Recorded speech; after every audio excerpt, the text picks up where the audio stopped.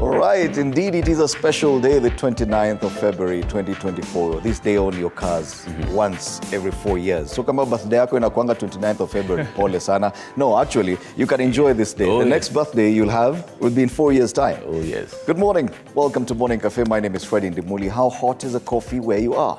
Name is Stanley Nyerungita. Karibu sana. It is the last day of February, and that one day that will give you tips on your relationships. This particular day matters the second wife debate. Oh, yeah. The second wife. Why do you need a second wife? Ladies, would you, under what circumstances, would you even agree to be a second wife? We'll be discussing that around 8 a.m. We'll be giving you more details. But first, tuingie kwenye magazetini. All right, and in the dailies this morning, the Daily Nation leads with Raila's AU job race faces a new hurdle. What hurdle would that be? We'll be looking at that. On the Standard, Gachagua leaving worst nightmare. And the headlines today are very interesting. That's the Standard this morning. And on the Star, wage crisis. A Ruto team push for 55 more female MPs. Matters gender role. On the People Daily, how Ruto's health levy will hurt you. Do we have any other? Yes. Habari kuu kwenye ukurasa wa mbele wa Taifa Leo, serikali ilivyofuliza shilingi bilioni 1.5 kila siku. Na wanasema hapa, burudisha kidogo hiyo ripoti yaonyesha bilioni 44 zilikopwa kila mwezi, 1.5 billion kila siku, 62.1 million kila saa na 1.03 million kila dakika. All right.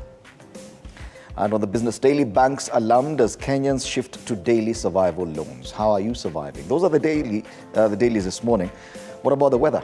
The weather this morning, we're still looking at the forecast for different parts of Nairobi. That includes Mathare, Kasarani, Ruaraka, Kamukunji, Makadara, and Embakasi. And we've been seeing the trend since we're taking a look at it on Monday.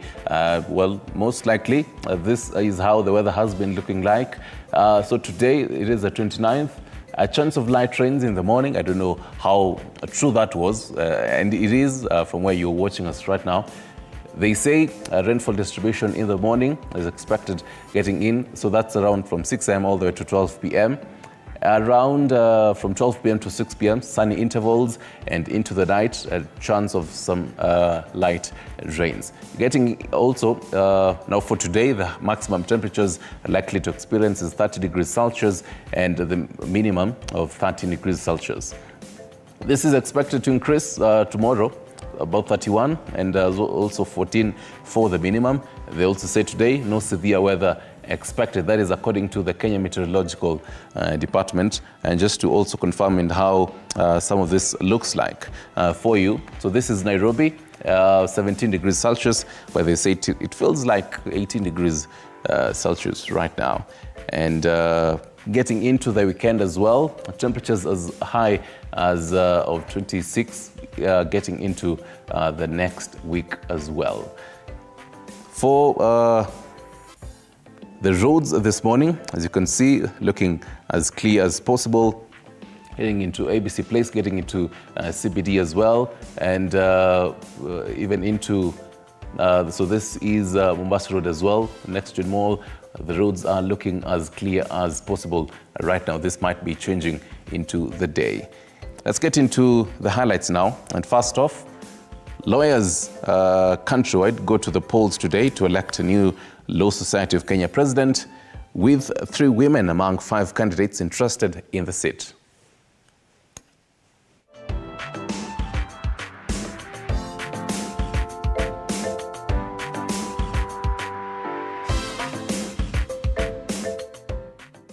And finally, medical practitioners under their union, KMPDU, to stage a peaceful protest in Nairobi today over the delayed posting of medical interns and payment of fees for postgraduate students.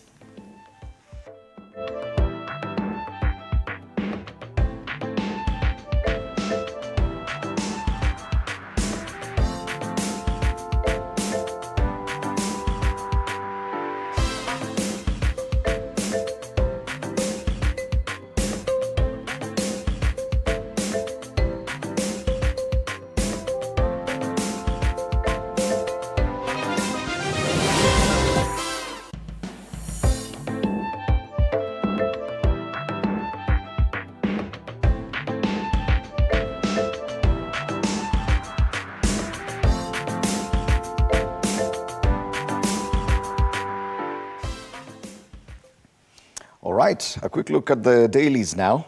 And we start off with the Standard. Gachagua leaving worst nightmare. That's a big headline on the Standard this morning.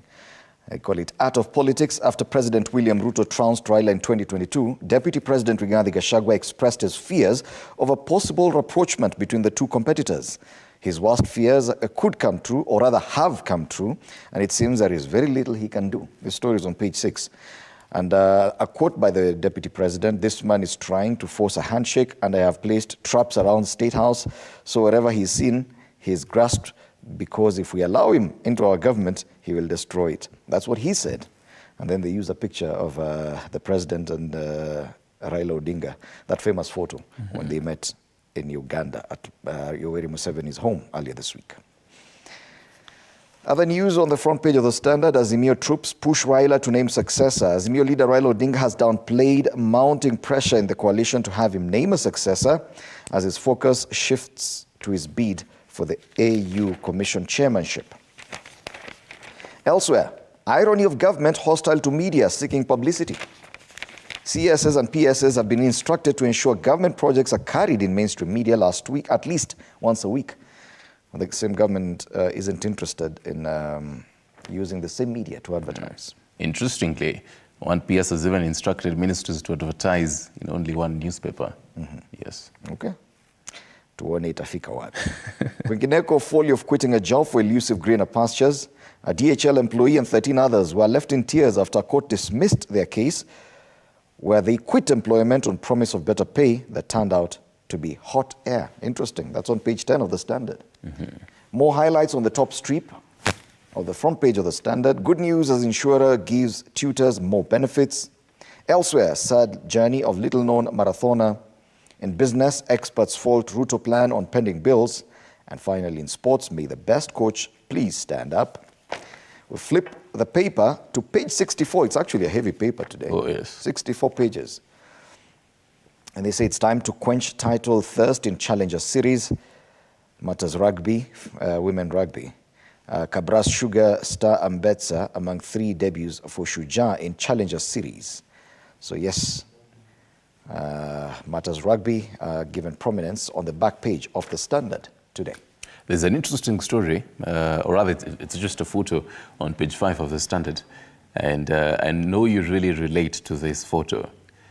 A photo of people trying to duck and trees and power poles that blocked a section of Kiambu Road at Ridges on Tuesday evening. That is on page 5 of the Standard. Yes. Yes, indeed. The situation was terrible yesterday. Most areas along Kiambu Road did not have power for the better part of yesterday, following the rains that fell on, was it on Tuesday? On Tuesday, yes. Finally, but this power is back now. I know we are at least not on generator currently. Oh, yes. Yes, the saying when it pours. That is on page 5 of the Standard. Let's cross over to Daily Nation now. On the front page of it, Raila's AU job race faces new hurdle. And they're asking, matters turbulence? Former Prime Minister Raila Odinga may have won the endorsement of his political arch-nemesis, President William Ruto, to seek the position of chairperson of the Africa Union Commission, but he must now wait to see if AU member states will adopt or reject a proposed election rule that may as well lock him out of the 2025 contest. More lowdown is on pages 6 and 7. And they also say decision on the proposed election rules to be made soon. And the photo of Azimio leader Raila Odinga, curiously where, when that photo was taken, curious where he was looking at. The highlights are on the right, matters crime. Slain University Don's family seeks justice. So the family of slain University of Nairobi lecturer, that is Samuel Mararo, whose body was found dumped at Country bus station in Nairobi last Tuesday, wants the perpetrators brought to book. On the Inset magazine, real estate players call for separation of functions. And into the August House, inside renewed push to implement gender rule. So President William Ruto and opposition leader Raila Odinga have rolled out yet another aggressive push to achieve the ever-elusive gender principle. On the bottom strip of this paper, Muturi warns taxman of illegal housing levy collections. And Muturi, pictured there, is Attorney General, that is Justin Muturi. So 1.5% of a worker's gross salary that goes into the housing levy, with the employer also compelled to match this amount. And they have more lowdown on the back page, as you can see on the screen. And they say Justin Muturi says there's no legal basis for collection and administration of the tax. He also is quoted saying the upshot of this is that there's no legal basis on which the housing levy, as provided in Section 84 of the Finance Act, can be implemented. The push and pull of this continues. Well, because you're on the back page, just on the top scroll, we can also take a look at that. Something that will hurt as many fans, including I, Gor Mahia banned, so Kenyan Premier League giants Kogalo stopped from making signings after failing to pay former player Keita his dues for wrongful dismissal. That was on the back page of that paper, as you can see there. And picture Gallo. Let's go back to the front page of this paper for more highlights.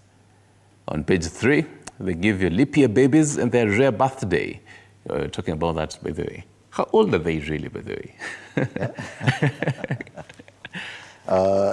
You only get, but it actually helps you because you don't get to spend too much money on your birthday. You only do it once every 4 years. So for them, right now, they're going to be celebrating. So for 2024, then the next 5, 6, 7, yes. 8. You just celebrate once every 4 years. But if I was born in such an occasion, I'd be celebrating nigeka birthday ya miaka 4. Ungekuwa na birthday 3 tu kama wewe. You know. Anyway, for those celebrating your birthdays, on this your birthdays, happy birthday to you. It is indeed a special day. Oh yes, and that is the front page and Daily Nation in a nutshell for you. Okay, tuangazie gazeti la Taifa Leo. Habari kuu pale yasema serikali ilivyofuliza shilingi bilioni 1.5 kila siku. Serikali imo kikangoni kwa kukopa kiasi kisichopungua bilioni 1.5 kila siku katika kipindi cha miezi mitano.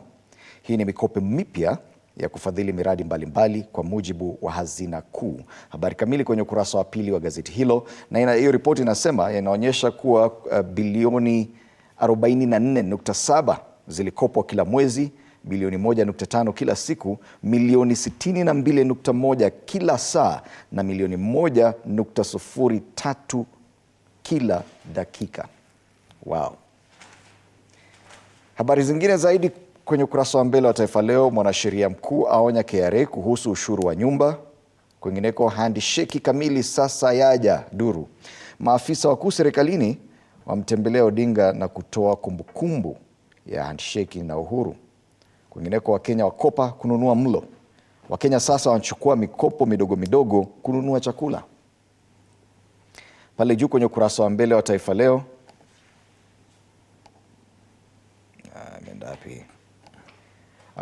Jumwa bado kuhangaika mahakamani. Shahidi katika kesi ya mauaji adai Jumwa alimlima ngumi. Na kwenye spoti, Haaland afungia City mabao 5. Man City yapata ushindi mkubwa kwa kupepeta Luton Town mabao 6-2. Na hilo ndilo gazeti la Taifa Leo. Right. Tuangalie gazeti la People Daily. And they say how Ruto's health levy will hurt you. And picture there is Health Cabinet Secretary Susan Akumicha. And they talk about a person who has attained the age of 25 years and has no income of his or her own, is living with a contributor, shall be treated as a household. More is on page 4. So I want to give you more context on this. So on this paper, they say health tax, what awaits men with several spouses? So the SHIF regulations stipulate that a contributor in a household is supposed to pay for each individual wife. And this is interesting because we're going to be talking about the second wife. So gentlemen, even as you are preparing maybe to look for a second wife and a second woman, this is what awaits you. But you could also look at it this way. Anyone interested in becoming a second wife has something more to look forward to, that your SHIF will now be paid for by your husband. Yes, and they also say, so the law says that in the case of a household whose income is not derived from salaried employment by an annual contribution of a proportion of household income as determined by the means testing instrument is in the manner, instrument in the manner prescribed under this Act. Yeah. So this is an interesting read for both parties here to take a look at what that means. Back to the front page of this paper, and on the very top strip, this becomes the first paper that I've seen mentioning about the Law Society of Kenya elections prepared as of today from around 8 a.m. all the way to 5 p.m. countrywide. And pictured there, the outgoing Law Society of Kenya president, Eric Theuri. They say lawyers go to elections as Theuri's tenure ends. Meanwhile, Treasury borrows 228 billion cash shillings in 4 months. The the bottom there, Azimio Party leader Raila Odinga, as well as former Kakamega Governor Wycliffe Oparanya, and Wiper Party leader Kalonzo Musyoka, Governors Gladys Wanga, Vinya Ndeti, James Orengo, and Chilo Ayako yesterday during the Homa Bay International Investment Conference, which also continues today. And quoted there, Raila might deal with Museveni. So the former premier opens lead on details of the secret meeting with President Ruto and his Ugandan counterpart over campaign for the chairmanship of the AU Commission. He was giving that yesterday. And that in a nutshell for you is the People Daily. All right, we focus now on the Business Daily. And the big headline there, banks alarmed as Kenyans shift to daily survival loans. This headline says that lenders have seen reduced appetite for development loans. Economic hardships are pushing customers to borrow for food. It's a very sad state of affairs. Elsewhere, AG advises KRA to stop collecting contentious housing taxes. I think that one has been covered in other dailies as well. And this, the daily survival loans reminds me, last month we were talking about, experts on the dailies were saying, experts warning that in the next 4 months, things are going to be so hard for Kenyans. So this might probably be just a step, and you're seeing this actually coming to pass. Kenyans have to survive one way or the other. Oh, yes. On the ticker, more highlights there. Treasury takes 11 new loans in 4 months. Elsewhere, Mauritian firm buys 25% stake in Kenyan beverage maker. And finally, cash outside banks hit an all-time high of 282 billion shillings in December. And that's the Business Daily today. Right. Quite a number of highlights focused on the Star, but the big one is the gender rule. And they say it's a wage crisis. Ruto team push for 55 more female MPs. And the task force wants the law amended to limit a candidate to 2 terms. Interestingly, today on your panel, you're going to have members of parliament and just querying them on the progress of this. They call it... The things we'll be discussing, the gender rule, and they will push for more female MPs. They call it the elusive gender rule. Oh, yeah.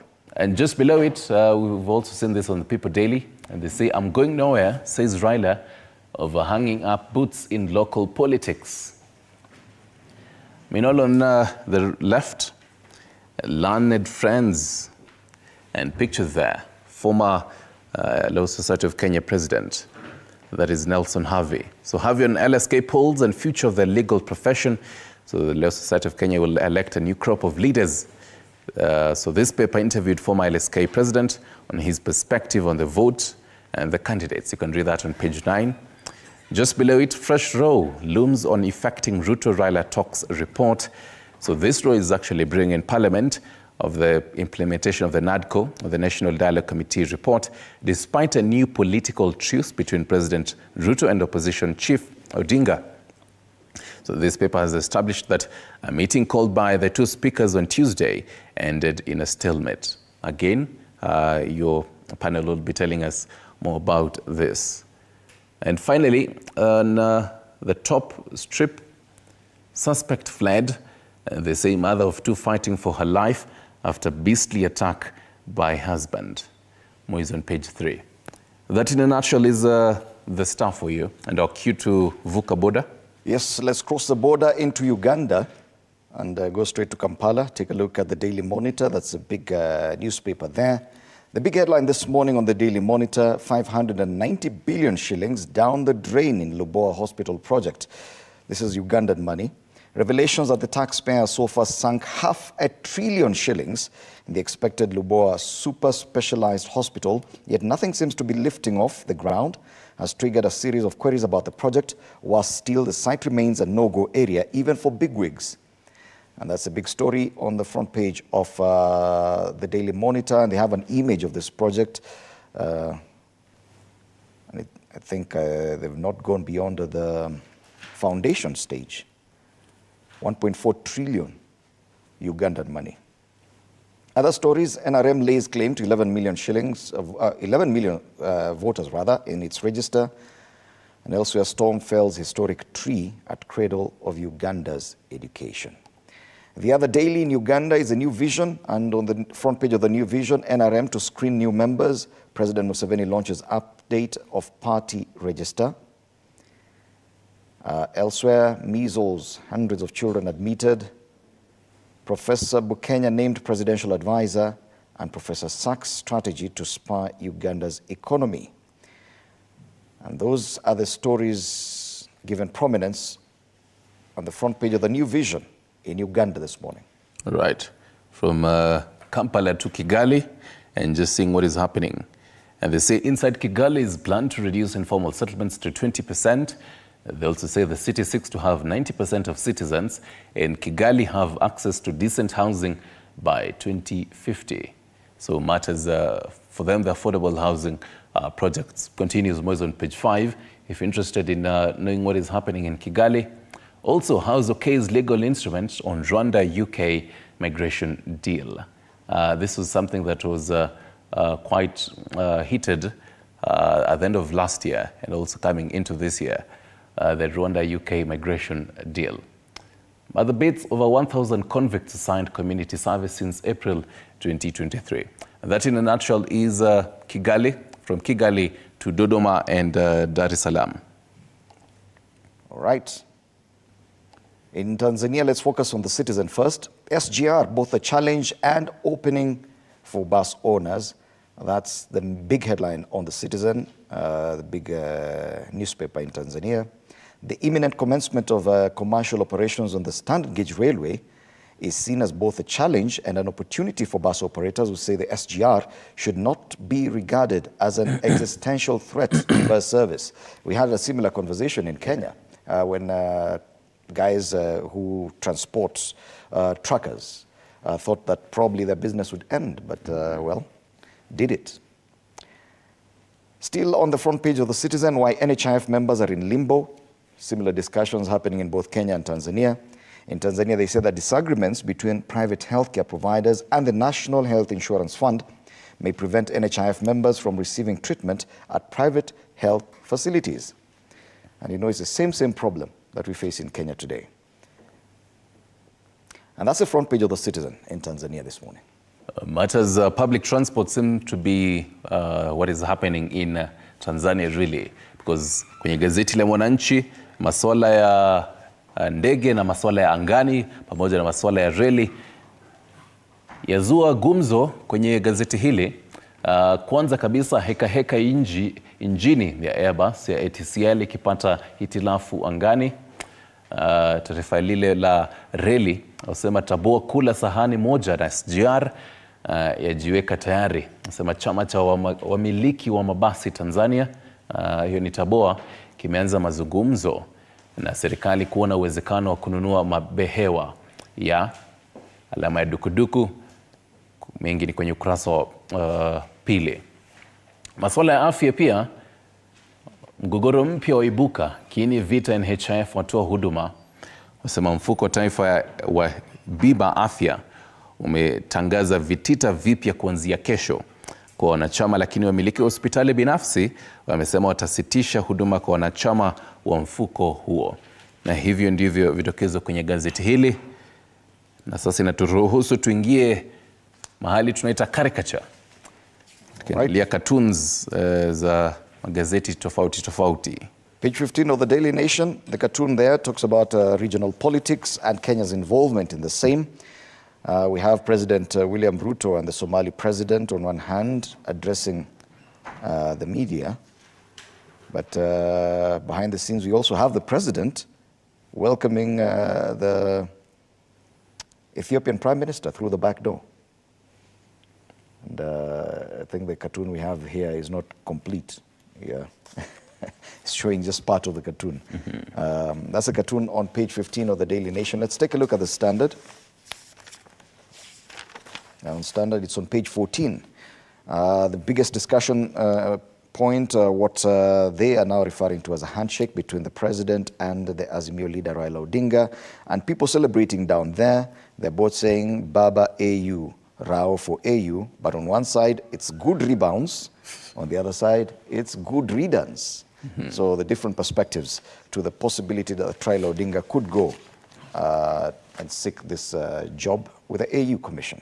Right. And those are the cartoons on the Standard and the Daily Nation. Right, and speaking of the different voices, so Stano goes with, well, the photo that was in Uganda, but he's made it in a different kind of way. You know, with some handkerchiefs on the shirts, both caricatures that resemble and represent President William Ruto as well as Azimio Chief Raila Odinga, cutting a cake. No, it's actually a very long loaf of bread, and each has the tea. And the common Wananchi asks, should I call it merger, coalition, handshake, mkate nusu, or reason at last? Because, I mean, we've seen and we've had mkate nusu, we've had previously in 2018 the handshake, we've also had coalitions. So which one is it right now? We've also had mergers back then. So which one will it be right now? Oh yeah. Is it a merger, coalition, handshake, mkate nusu, or reason at last? Oh, Very yes. interesting cartoon there on page 10 of the People Daily. Now we'll be looking at some of these headlines this morning and other stories with my panelists after the break. Here they are. Members of the National Assembly, Abraham Kirwa, MP Mosop, John Chikati, MP Tongaren, and Robert Basil, MP Yata constituency. This gentleman will be joining me on set in a short while. And of course, you can be part of that conversation through our social media pages, but later, that conversation. Later on, the second wife debate. Sijua Temo, growth coach, as well as Wanjiru Kaburu, a transformational coach and author, The Power of Self-Love and Take Your Power Back. And we're asking you this morning, under what circumstances, now ladies, give us this. Ladies, under what circumstances will you agree to be a second wife? Under what circumstances will you agree to be a second wife? And also, gentlemen, tell us, under what circumstances will you decide to have a second wife? I know, I mean, there's a difference between polygamy and just a second wife. So, discussing second wife, under what circumstances will you agree to be the second wife Right. in that household? Yes. The second wife debate coming up later on.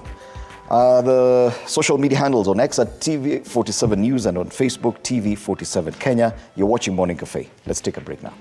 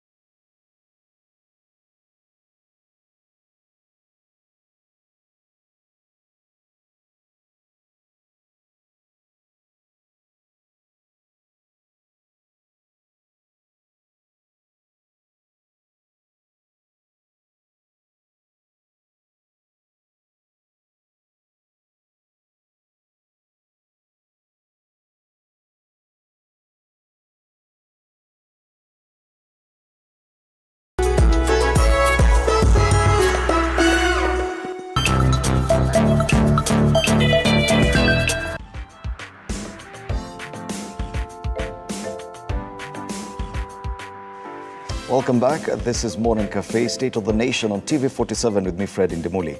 I'm in studio with John Chikati, MP Tongaren, karibu sana. And Robert Basile, MP Yata. Good morning, karibu sana. Good morning. Thank you. We're hoping that one more gentleman will be joining the panel as we look at the headlines this morning. Very interesting headlines. Raila's AU job race faces new hurdle. It has been the biggest discussion this week, and we'll be looking at some aspects of the same. Still on the front page of the Daily Nation, Muturi warns taxman over illegal housing levy. On the front page of the Standard, Gachagua leaving worst nightmare. And it still has to do with that meeting earlier this week between Raila Odinga and President William Ruto that took place in Uganda. Meanwhile, Azimio troops push Raila to name successor, so it remains the biggest discussion, what happens with Raila's possible exit from Kenyan politics.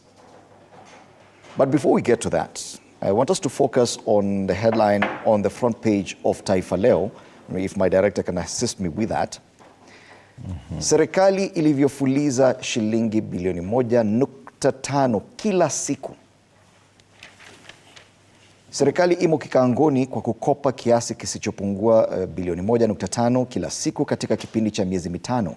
Hii ni mikopo mipya ya kufadhili miradi mbalimbali kwa mujibu wa hazina kuu. Now, for the past 1 year or so, or immediately after this new administration took over, we were told of how bad our debt situation was, and this was basically blamed on the previous administration. Now we're seeing that this new administration, in a span of about 4 months, borrowed the equivalent of 1.5 billion shillings every day. Bwana Basile, from the side of parliament that you sit, you had to sit down and listen to a lot of these complaints, accusations and criticisms directed at the previous administration. But what we are seeing now is that we're having more of the same. What do you say to that? Well, I think it's very worrying situation, considering that the current government say they don't want to borrow. That was the platform under which they campaigned under, but now it's shocking because 1.5 billion every day is too much money. So the question is, where do we take this money? That is where I have my brother here, Cheche Mbukati. I think you want to tell us, because you see, if you borrow, you need to invest the money. But here you borrow the money, you waste the money. We saw the other day the renovation in State House. Then you ask yourself, was State House leaking? How come we are burning over 1 billion shillings in renovating the State House? The office of the Deputy President was also renovated, I think as a tune of almost $1 billion.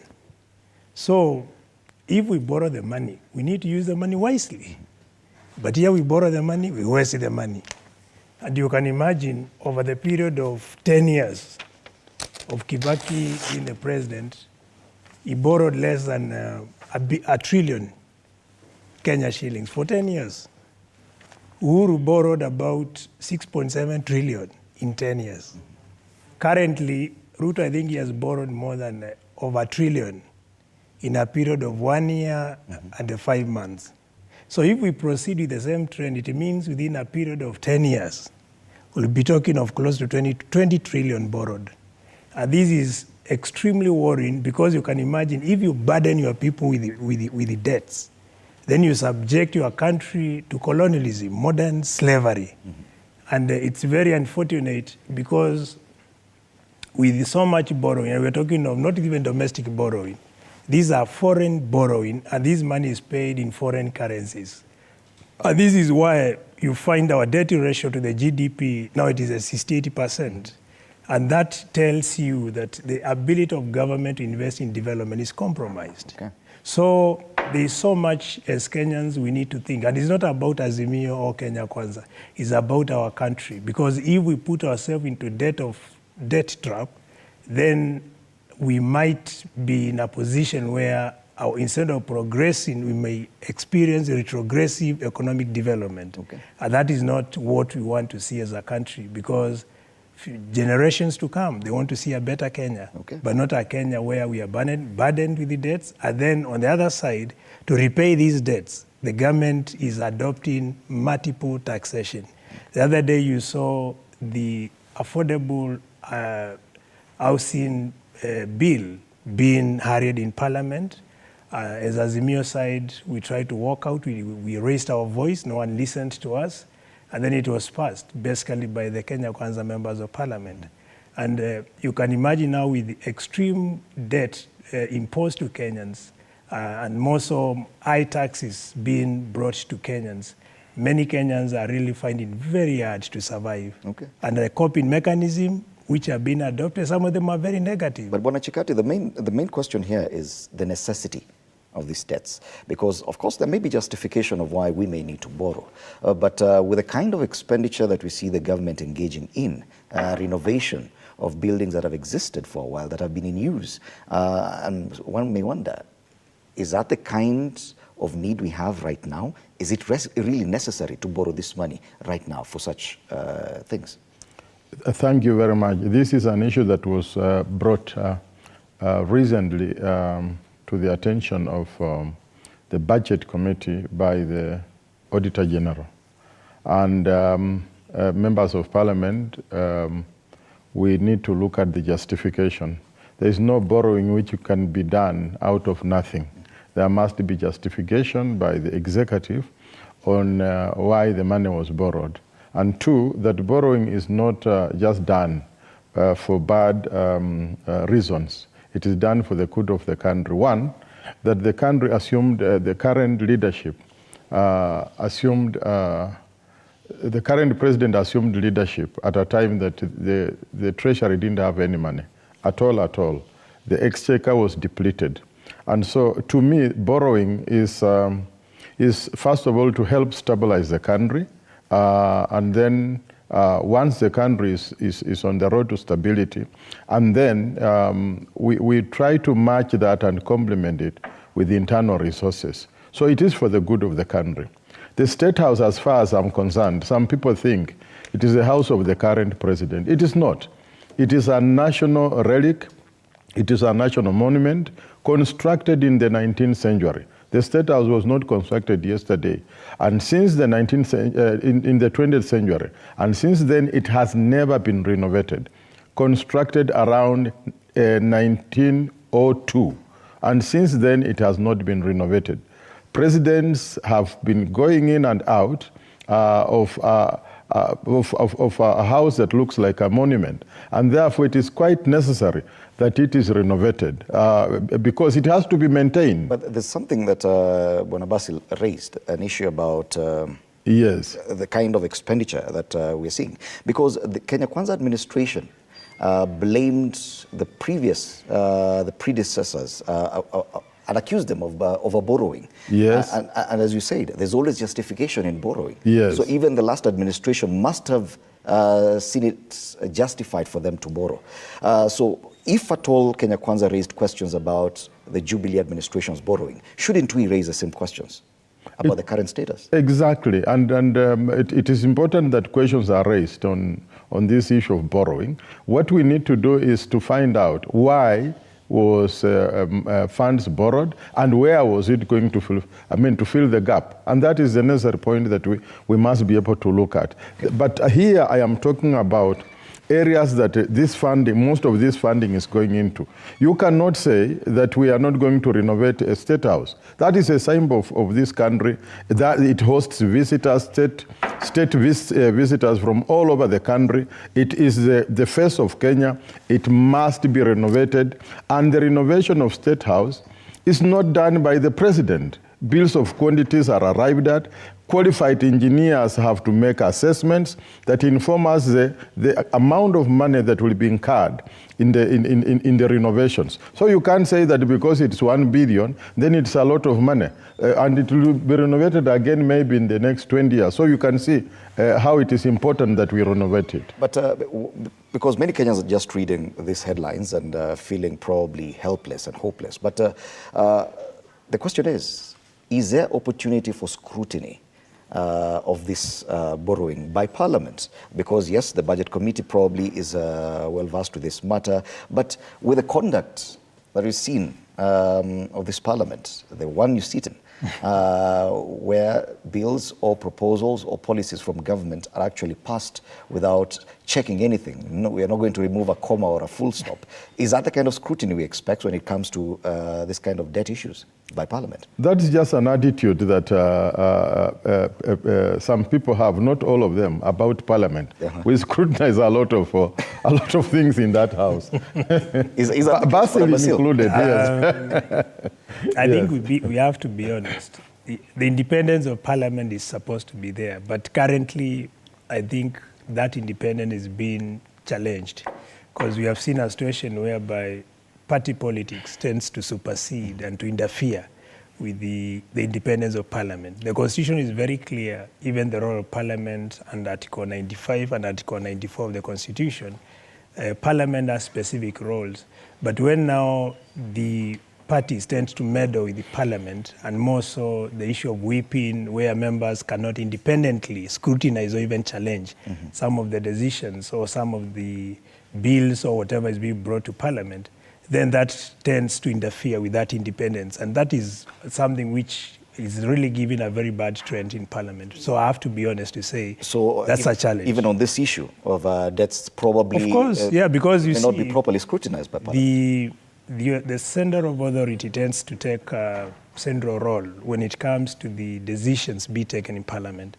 If the president wants this, we are seeing it very likely going through, sailing through. As much as we try to bring that soberness in the discussion and try to say this needs to be changed for the interest of next generations to come, you find that part of whipping where members from the ruling party tends to be whipped and they are not even able to make decisions. And those who try to oppose, sometimes you find either they leave, they don't vote, they don't participate in essential voting, or they are unable to hear their voice, which is not what we want to see. Because as I've told them all the time, this is not about Kenya Kwanza, it's not about Azimio, it's about our country.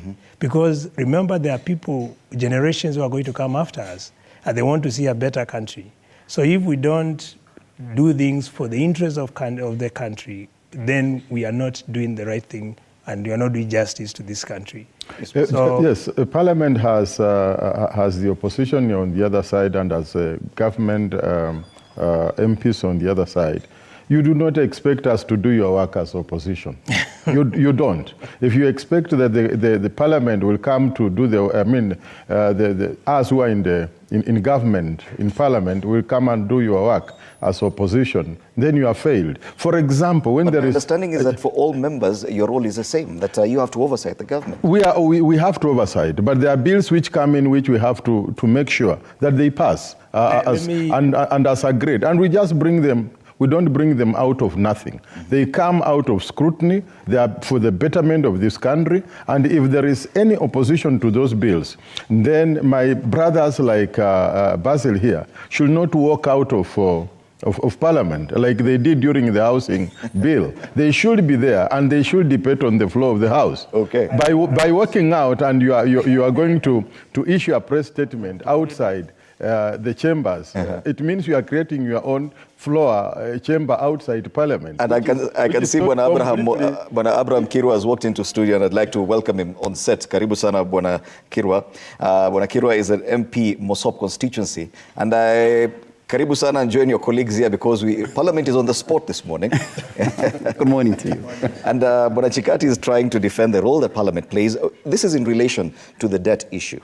And on the front page of Taifa Leo, it reads that serikali imefuliza shilingi bilioni 1.5 kila siku kwa muda about 4 months. Fred, what I wanted to inform my brother Basil here is that he's a member of Parliament. His first role is to protect the image of Parliament. And what he's saying is that him and the other opposition members have failed completely to do their work. Because my role here is to protect my colleagues in Parliament, whether they're in the opposition or not. Even when you clearly see that something is going wrong, I want to remind my brother, and I want him to read Article 1 of the Constitution, where the sovereign power remains with the people. He's not representing interest of Kenya Kwanza or interest of UDA. He is representing interests of people of Togaren. So if people of Togaren say they don't want affordable housing levy, for example, then he should tell the ruling party that my people do not want this. So he's not saying that is the job of opposition. You know, one thing he doesn't understand, the role of opposition is not just to oppose everything, but where the government do right, we tell them they do right. Where Mwananchi says this is not what we want, all of us as members of parliament, regardless of which political party or party affiliations, we have a duty to represent our people. Just 1 second on that. Just 1 second. To do our job as opposition. I think his mistake is forgetting. Just 1 second on that he has been given the power by the people and Article 1 to represent them directly. 1 second on that, my brother. And the interest of all Kenyans is clear. My brother Basil. One of the key issues in the manifesto of Kenya Kwanza during campaigns was the housing program. It is not coming from the oblivion. It is coming from the roots of the manifesto of Kenya Kwanza, which was affordable housing to the Kenyans, which was about the bottom-up approach, and which was about many things that touch on the common Mwananchi. And therefore, it is not just coming like, you know, you've seen it for the first time in Parliament. We are pushing in Parliament something that we started right from our campaigns when we were looking for the leadership of Kenya. Let's allow Bwana Abraham Kirwa to also chip into this conversation. And we are looking at this issue of debt. And Kenya Kwanza, when campaigning, they really criticized the Jubilee administration with regard to the debt burden that they had incurred. But we are seeing more and more that Kenya Kwanza is going the same direction. Now, Bwana Chikati says debt is justified. But Bwana Basil raises a concern that some of the expenditure that we see this administration engaging in may not necessarily be that urgent at this time. Probably the issues of renovation of State House, renovating the Deputy President's house, which is quite costly as well. But my question is, as members of Parliament, are you scrutinizing this debt issue the way it's supposed to be scrutinized? Good morning, Fred, and members here, Basil and Chikati. The issue of the debt in this country, for sure, is a serious matter. You're very aware that when the Kenya Kwanza government took over, there were empty coffers. The country was really struggling. It was going through a lot. And so when the government came in, they had to figure out how are we going to manage to run the country, now that we are finding that the country is really in a bad state. And so they had to actually look for some money. And the only way to look for money is to actually borrow. And that is called debt. And as such, of course, our responsibility as members of Parliament is to represent the people who elected us to Parliament. People must count on me to make sure that I represent them whenever I go to the floor of the House. Unfortunately, the opposition, of course, will want, and that is their job, of course, is to make sure that they keep the government in check. There are government bills that come to the House of, to Parliament. And it's our responsibility as members of the ruling party, which is now Kenya Kwanza, to make sure that the interest of the government is taken care of, as well as the interest of the people.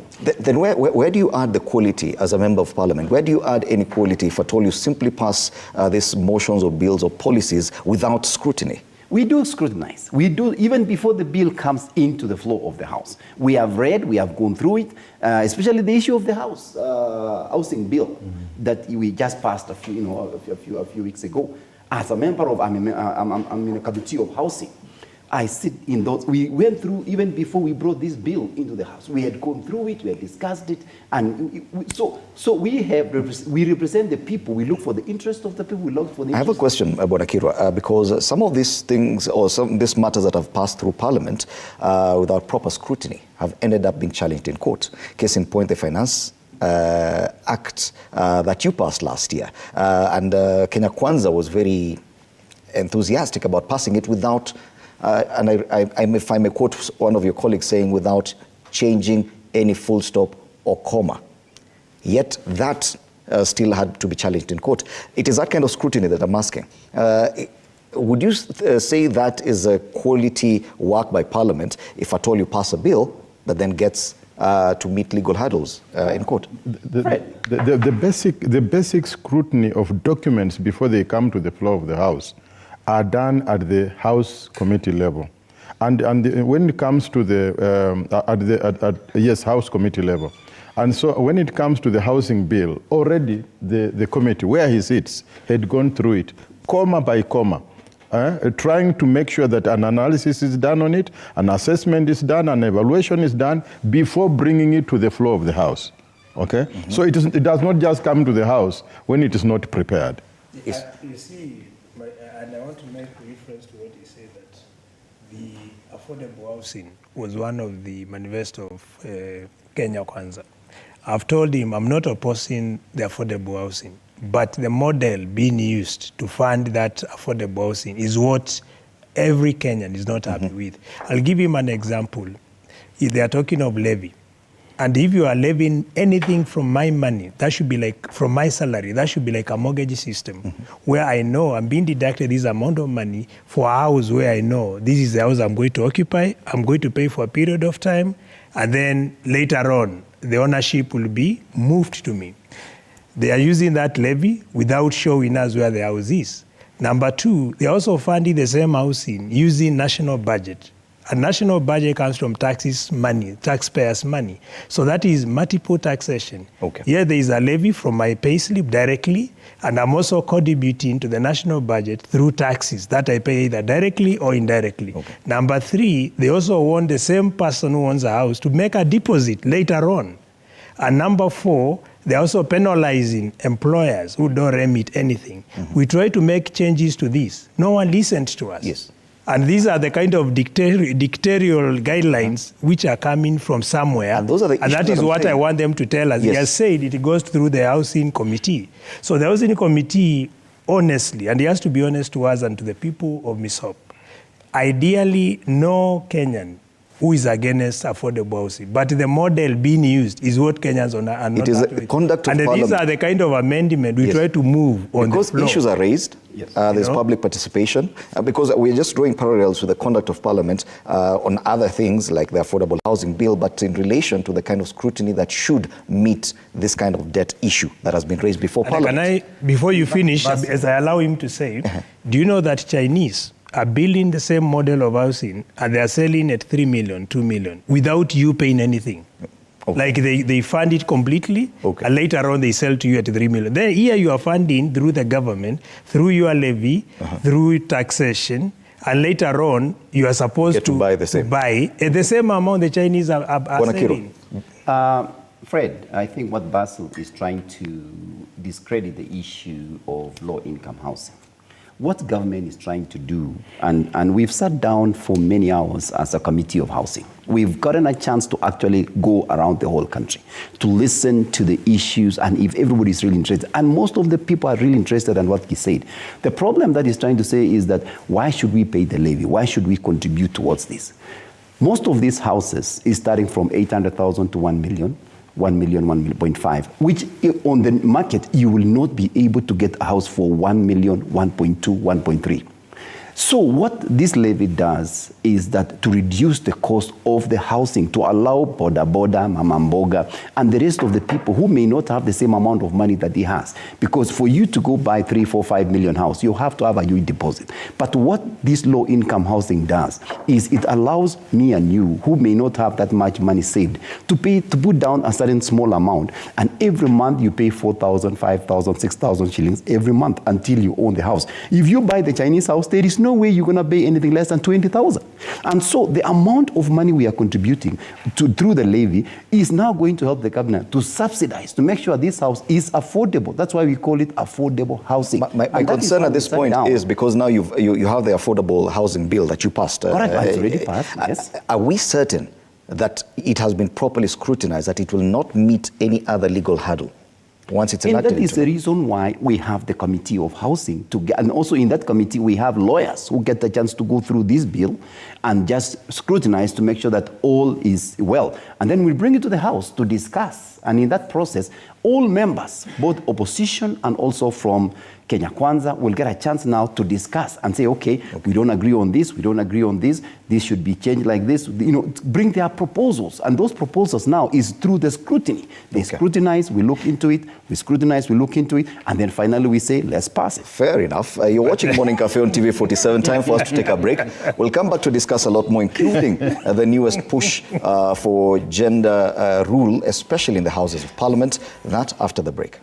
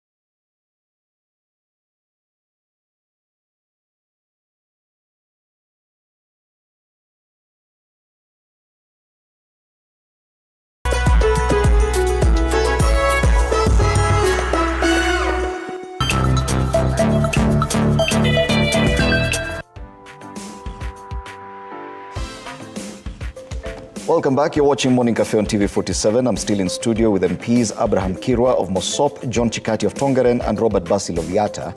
And we are discussing Parliament's conduct in a number of issues. Now, I want us to move to the headline on the Star this morning. And it talks about a wage crisis. This one because the Ruto team is pushing for 55 more female MPs. Parliament has failed 10 times to pass enabling laws. So, Gentlemen, let's focus on this one now, the gender bill. And successive parliaments have not been able to do this. This time round, there's a new push supported by the president himself, and you're looking at 55 more female MPs to occupy the Houses of Parliament, just to ensure that at least the numbers meet that gender requirement by the Constitution. Now, I want to, because I know this one, especially when it comes to previous parliaments, people have gone against the party direction. That when it came to voting, all the men voted in a certain way, and the women, I remember at some point, had to walk out of parliament, but this was a previous parliament, not your parliament. And this time around, this is a personal choice. And I'm asking Bwana Chikati, what is your take on this? Do you think this proposal will actually pass in Parliament?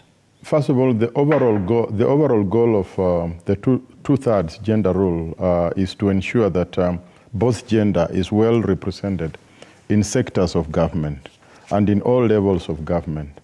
And therefore, the president gave a pledge that during his tenure as a president of Kenya, the gender rule must be attained to its maximum level as spelled out.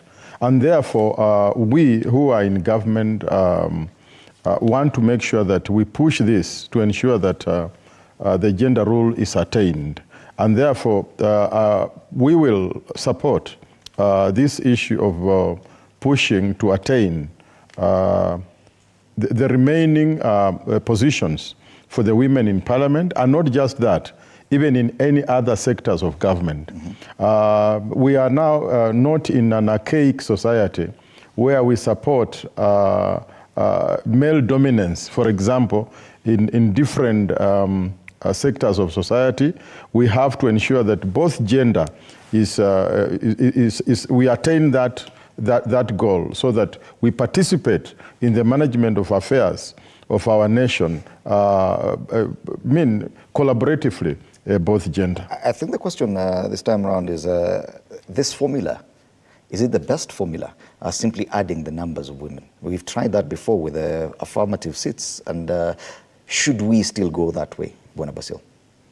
I think that's a good question, because the issue is not just having numbers, but having what you call gender-responsive policies, gender-responsive bills that resonate with the realities, the needs of women of this country. And I'm talking of women and men.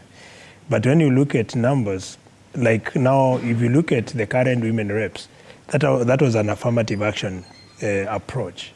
And it is coming to lapse by end of this term, where the women reps positions are going to expire. Of course, there is need to, to look in terms of sexes, having an equal number or trying to have a balance.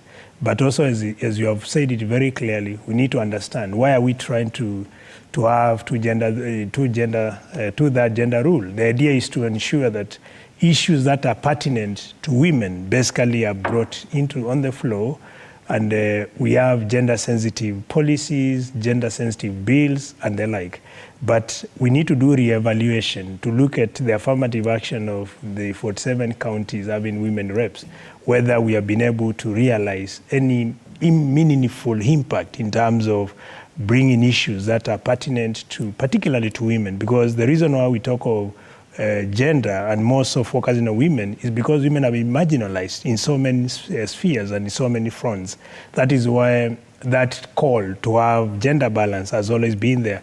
But if for sure, in terms of having the numbers, if we wanted to be more practical, instead of coming up with a hypothetical approach, one of the things I would recommend as a former gender advisor to the United Nations is to say that instead of just talking of numbers, or instead of looking at only women reps as the affirmative approach, we can make it mandatory for all parties who are nominating, who are making nominees to parliament, to only consider women, until the point where we reach an equilibrium.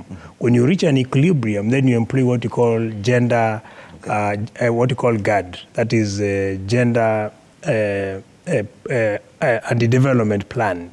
Because the reason why we are using what we are using, we call it WID in gender technical terms. That is women in development.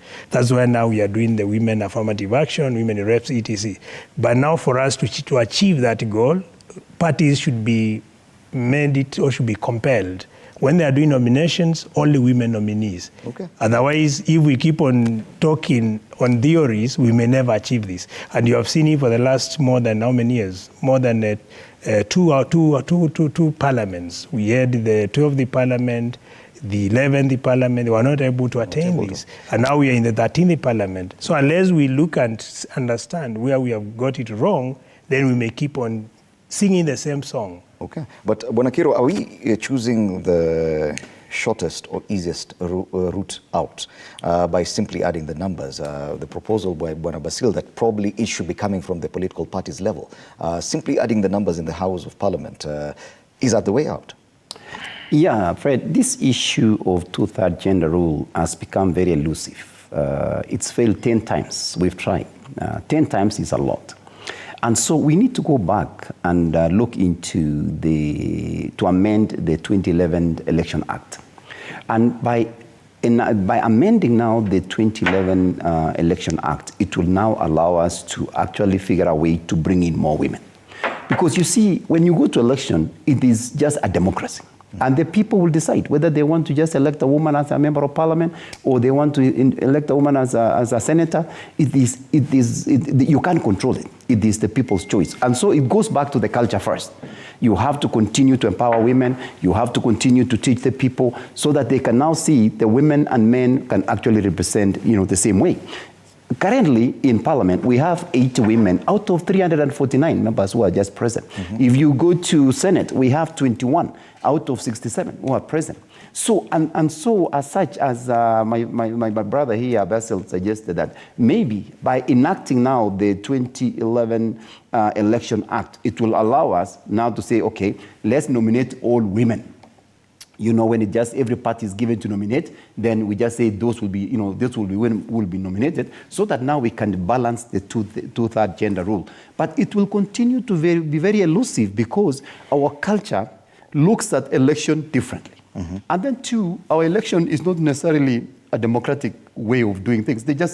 It is sometimes it's who has the most money wins the race. And so those are the fundamentals that need to be changed first. But coming straight and saying that we need to make sure that we have two-third gender rule in parliament, yes, it is a suggestion, and it does. If we've tried 10 times, it's failing, it continues to fail, then we need to go back to the basics. We need to enact or amend the 2011 Election Act now to make sure that every... And previous parliaments have been accused of chauvinism and apathy, especially from the male members when it comes to voting for such. Yes, because there seems to be an agreement across the political divide. Both Raila Odinga's Azimio and the President's Kenya Kwanza team agree that this should be done. So it is down to individual members and what they feel about this push. Do you think that the men this time round in Parliament will agree? Because they've previously voted against the same.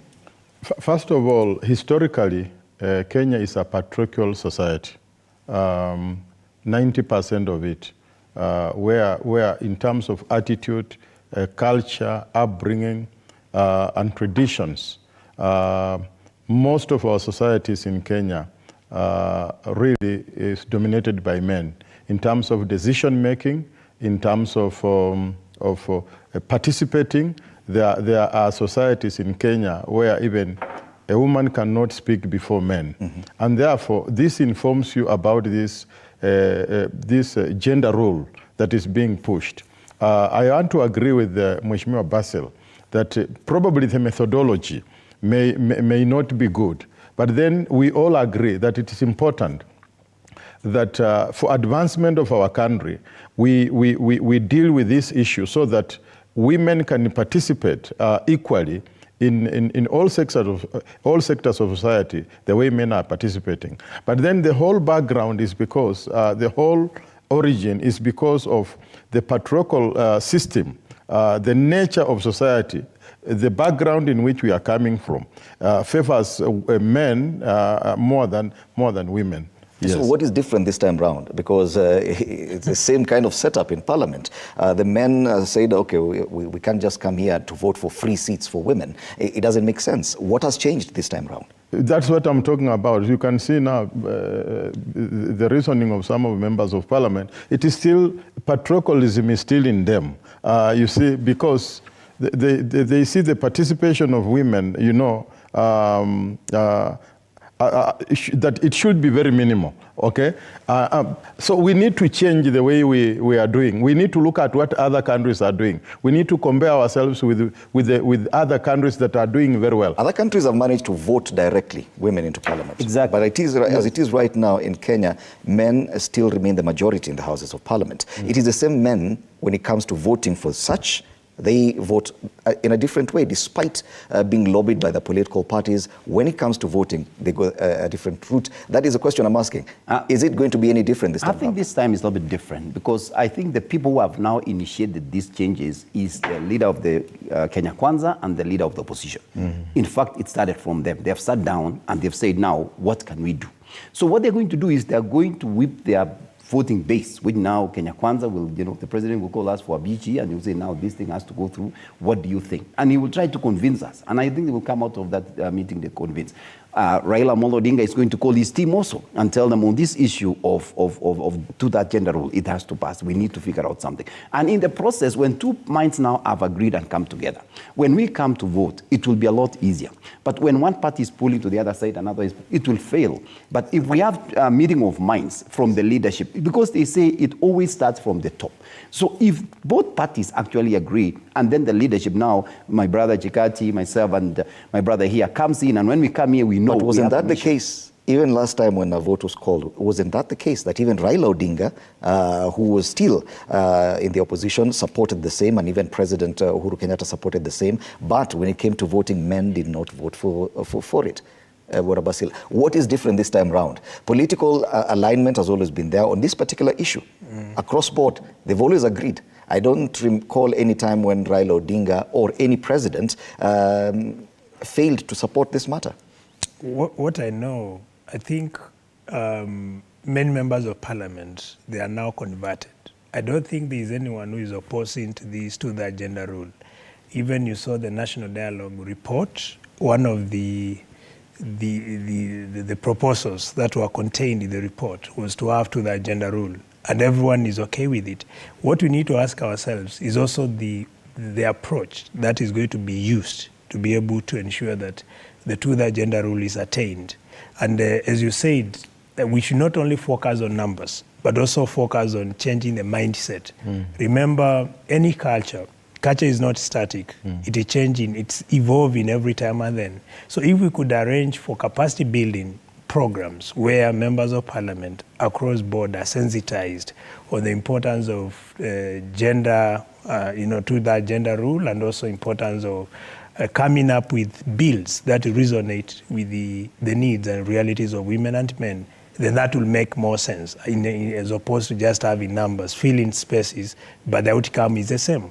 Because remember, we need to ask ourselves, what resulted to this urge for to the agenda rule? It's because of the bills, or the enactment coming from parliament tends not to really reflect on the needs of women and men. And that's the reason why they say, 10 times. for us to achieve that, we need to have more women in the house. That was the reason behind. After failing 10 times, you are positive that this time round, it will be different. Well, I think the will is there. The will is there. You saw the report from the National Dialogue Committee. Everyone was embracing it, and that tells you where there is a will, there is a way. So I don't expect it not to sail through. But the most important is, after we attain the numbers, what next? Otherwise, we may not achieve the objective behind the to the agenda rule, because the objective was to ensure whatever comes out of that house reflects on the particular needs, the interests of women and men. And now that you mentioned the National Dialogue Committee report, let's go to that. Yes. Because there's a headline on page 4 of the Daily Nation that talks about House leaders almost descending into fisticuffs during NADCO report talks. And it says there were sharp differences over the implementation of the National Dialogue Committee. This has rocked Parliament on Tuesday, with a meeting of the House leadership turning into a bitter shouting match. The lawmakers are reported to have failed to reach a consensus, with MPs allied to President William Ruto calling for public input on the proposed bills, a proposal that was flatly rejected by opposition leader Raila Odinga's camp. Now, this is also within your purview as members of the National Assembly. From the discussion we've just had, you seem to say or to suggest that there's a general agreement in a lot of these things, especially that are contained in the NADCO report. But we are seeing a point of divergence on the process through which this NADCO report should be taken through. According to the leader of majority, the process cannot have a shortcut. So if at all anything that comes before Parliament has to go through public participation, even the NADCO report should go through the same. Others argue differently. What's your opinion on this, Bonakiro?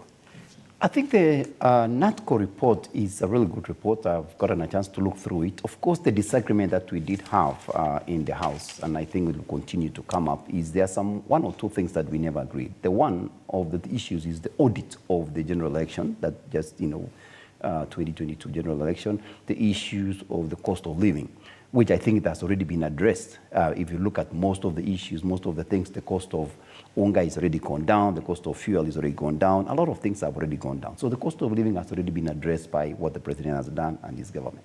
The issue of going back to audit, actually the results of opening the servers and doing that already is water under the bridge. It's already been done. But many other things that are there, the creation of the office of the Prime Minister, that one, I think both sides agree. The creation of the office of the opposition leader, we all agree. So several things there we do agree. And I think they were talking about we go back and do public participation to make sure that the public actually, because it will become a law. And it will become a law. We want to make sure that the rest of the government, of the country, is just together with us. The NADCO report, in my view, is a good report. Some people is trying to make a mountain out of a molehill, really. These are just the basics of one or two things. But I think it's something that's bringing the country together. Do you see a necessity for public participation for this, given the fact that the kind of process we saw, people were invited to Bomas of Kenya to actually give their contribution? That was public participation. And if it was done and it was agreed and it has come to the House, now we are discussing on the floor of the House and it will go through, then that would suffice as enough. Okay. What's your opinion on this, Bwana Chikati? First of all, the aim of the dialogue committee was, first of all, to bring Kenyans together, because the country had been divided as it had been before, after the elections. So that was the overall aim of the National Dialogue Initiative. Then what happened was people presented their views. The presentations were not public participation. It was about presentation of what is required, what people think. Now that the report has been compiled, I mean, it cannot be passed into law without public participation. And that is the view of the Kenya Kwanza government, that, you know, after we have compiled this report, it is not fair just to push it through a parliament without really sharing with the people about it. So the initial presentation was not public participation. I was there. I presented the views of my party. I'm the Secretary General of Ford Kenya, and went and presented Ford Kenya's position as far as the National Dialogue Committee is concerned. And therefore, once we have combined this, let people have a look at it and say, look here, we are being carried along, so that we do not leave them behind. Okay. Yes. Bwana Basil, what is your opinion on this? Do you find public participation at this point necessary in as far as processing the NADCO report in Parliament? I tend to disagree with my brother here, Chibukati, Mheshimiwa. Bwana Chikati. Chikati. Yes. Sorry. Not Chibukati. Sorry, the names, they tend to be very close. Yeah. But they are from the same region anyway. Exactly. So when it comes to the NADCO report, one, we need to understand this is not a law.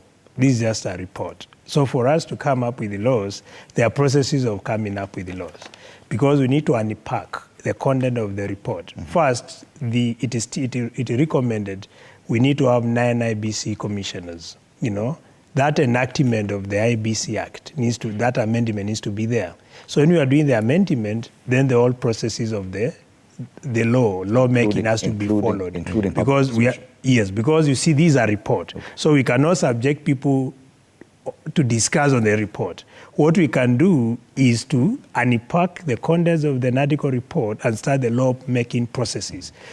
We are talking of the two-third gender rule, which is contained in the report. We are talking of the auditing of general election results, you know. So when you are making these amendments to the Election Act, to the issues to do with the Office of the Official Opposition Leader, which will become another act or maybe a law, all that processes have to be followed, which includes public participation. But we cannot subject people to public participation on the report, because that was already done. On the cost of living, I want to tell my brother here that we need to understand that with the increased taxes, we are not lowering cost of living. Remember, when you introduce new taxes, that the ripple effect is an increased cost of living. So we cannot say the cost of living issue has been dealt with. It has not been dealt with yet. If you talk of fuel prices going down, remember, we need to make reference to where the fuel prices were by the time Uhuru was exiting State House. The fuel price by that time was 115, 123 for petrol. Today we are quite high. We are not even yet there. So we can't say the cost of living is low. It's like when let's say you dirty your house and you start cleaning, and they say, I'm making my house clean, and you found it clean, you only meant it dirty. So we need to understand, where were we as a baseline study? Baseline information is where the point the country was by the time Uhuru was leaving. That is the point at which we should be talking from. If you talk of reduced or lowered cost of living or cost of commodities, then we need to compare ourselves. What was the baseline? Uhuru left commodity at this price. Are we above that or are we below that? When we answer those questions, that's the time we can say cost of living has gone down. But with what we have, cost of living is going up. Okay. And actually with this bill, the one we passed the other day, we are expecting multiple increment in cost of almost everything. Okay. Because any new taxes you introduce, the ripple effect, increased cost of commodities. Okay. So let's my brother here, Mheshimiwa Basil, is not, you know, a few months ago when people were going to the streets, putting sufurias on the head, just, you know, marching around and talking about unga is extremely high. If you sit down and look back a year ago and what we have now, you can honestly say, if you go to the supermarket, you will see the cost of commodities have gone down. It is not something that we are just saying it has actually gone down. If you go fuel your vehicle, you will realize that the cost of fuel has gone down. So, I mean, you cannot just say, of course, there is many other things that may have gone up a little bit, but the cost of living generally has actually either stabilized or actually gone down. The cost of fertilizer has been reduced from 7,500 to 2,500. I mean, that is, and that will equate to now making sure that the farmers have gone to their farms, they are planting. That means we are producing more food. And of course, the cost of the produce now is going to be lower. So if you look at it in general, the cost of living has gone down. On this report of NATCO, it was a negotiated document. It is a negotiated agreement between the two parties. You know, the two principals said, okay, I'm proposing Kalonzo Musyoka, we are proposing Kimani Ichung'wah as the co-chairs of this report. They agreed on 1, 2, 3, 4, 5. And finally they said, I think this is fair. I think we have reached a situation where we think this document is fair to everybody. And so this issue of public participation, of course, if it's going to become a law, for sure, at some point it has to be subjected to public participation. Okay. I think that will be only I think you are all in agreement about that process. Correct. And the cost of living, we all agree that it's lower than it was before. You want to add something? Yes, just to add something. You see, President Ruto could have taken a very easy decision, symptomatic decision of saying, look here, we are going to subsidize this, so that we reduce the cost of living. Something which is good for a country has sometimes to take long. There have been investments in agriculture, investments in education, investments in health, and you can't expect these investments to have an impact today. Okay, so the 1 year investment in agriculture in terms of fertilizer, in terms of subsidies in agriculture, we are seeing the ripple effect in terms of the shelves, the flour on the shelves has really reduced. We expect to see investments in agriculture having a ripple effect. What my brothers in the opposition want is to see that, you know, we are subsidizing everything without them knowing that, you know, subsidy on everything, then it means we are borrowing again from foreign countries in order to have these symptomatic treatments. So to me, what the president and his team have done is to ensure that we have long-term investments, okay, which also comes with pain. Something good does not just come easy. It comes with its own effects. That last year, people were really suffering. Now we can see systematic reductions on all those things we were thinking are affecting our people. And if we maintain that systematically, within another year, then we shall have to reduce the cost of living. All right. Yes. Allow me to, yes. You know, I need to open the eyes of my brothers here. And they need to, in any research, there's something called baseline data. So before you say cost of living is going down, we need to understand what was the baseline. And that's exactly what I've told them. I made some reference in 2022, the price of 2 kilogram packet, you know, the maize flour was going for about 99 shillings. Mm-hmm. Today, the same 2 kilogram packet is retailing at 130 shillings. So are you telling me the price is down? The price is still high. Okay. So we need to look at baseline data before we keep on saying the price is coming down. Okay. We need to understand where was the country by the time the former government was leaving office and where are we today? Okay. Once you do that projection, then you can tell us if the cost of living is going down or is going up. To me, the cost of living is still very high and is going high. Okay. Because today also there is element of our weakening shillings. If you look at the exchange rate, the Kenya shilling was trending at what was exchanging at 22 shillings to the Tanzanian shillings in 2022. It was exchanging at 35 shillings to Uganda shillings in 2022. Today, Kenya shillings is exchanging at 17 shillings to Tanzanian shillings, at 25 shillings to Uganda shillings. So are you telling me we are doing well? We are not doing well. Let me just... And that's why I tell them it's not about just one comment. It's not about Kenya Kwanza. Fred, just one This comment. is our country. Yes. So when things are not right, let's be honest and say... Final comment on that matter, right. because we need to discuss one more headline. Just one comment on this. I want to inform my brother Basil that baseline survey, needs assessment, community appraisal systems can not only look at the price of things, they look at the sustainability of community livelihoods. It is not just about looking at this price is here, this price is here. You look at the sustainability in terms of community livelihoods. What is the improvement in terms of community incomes, community livelihoods, community sustainability?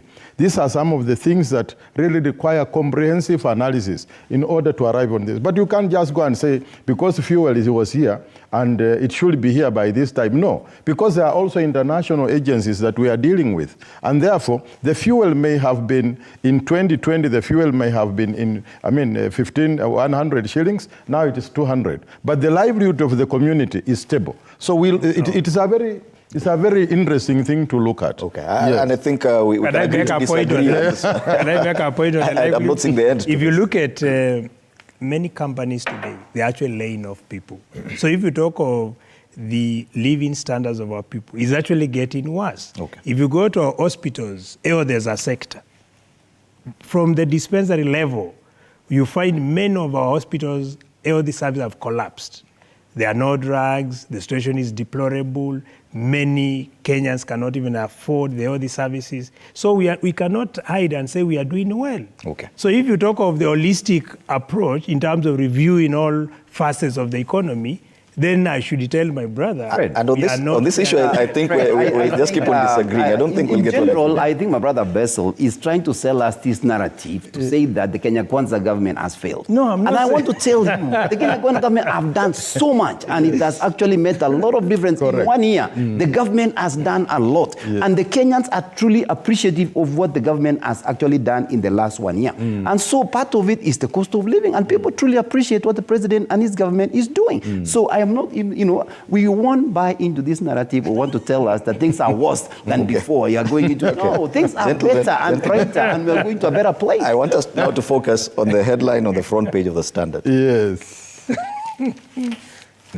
And this is linked to the biggest discussion point this week, that meeting between President William Ruto and Raila Odinga that was brokered by President Yoweri Museveni. They've even used that image. This has been the biggest discussion this week, but it would appear that everyone is interpreting the same in a different way. And now they made reference to the Deputy President, Gachagua living worst nightmare. After President William Ruto trounced Raila in 2022, his deputy expressed his fears of a possible rapprochement between the two competitors. And they said that his worst fears have come true, and it seems there is very little he can do. That is in as far as the Deputy President would perceive this new alliance of friendship.